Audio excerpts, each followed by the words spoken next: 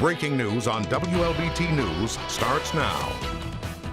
No verdict reached in the William Polo Edwards murder trial after the judge gave jurors hours to make that decision and a night to rest. They still remained deadlocked. Investigative reporter CJ LeMaster has reaction from both sides to the outcome and what could have caused it. CJ? Well, Courtney, and news of today's mistrial spread like wildfire through social media, with supporters saying the state had no case and others wondering whether something might have tainted the jury. Today, lawyers on both sides of this case stopped short of saying that happened here. It's important to note that many people on the jury found that William Edwards did commit this murder. But not enough to reach a unanimous decision. The 6-day murder trial for William Polo Edwards ends with no verdict, guilty or not guilty, and both sides claiming a victory of sorts. You called for a mistrial many times for various aspects of the case, things that prosecutors did, etc., even extending into closing arguments. Are you satisfied with this result? Well, I'm temporarily satisfied with the result. I'm more looking down the road to figure out what's going to happen next. While we disagree with the outcome, we think that it's important to note that there was not a not guilty.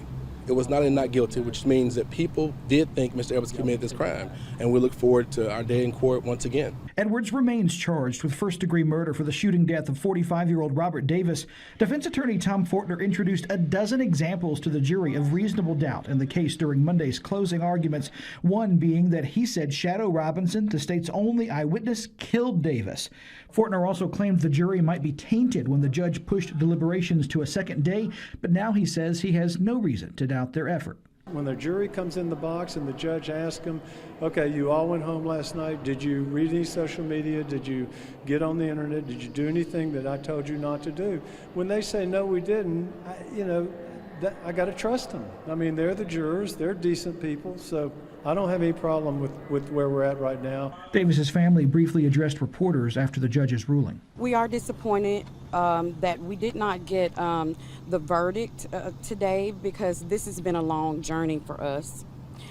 I want everyone to please remember that justice delayed is not justice denied. We are looking forward to the verdict that we were waiting to hear today. Now, Hinds County District Attorney Jody Owen says they plan to retry Edwards for murder. Edwards remains behind bars, but his attorney says he may try to get him bonded out. That being said, that could be an issue. Edwards could be considered a flight risk because shortly after Davis was killed, he fled to New Orleans where he was captured.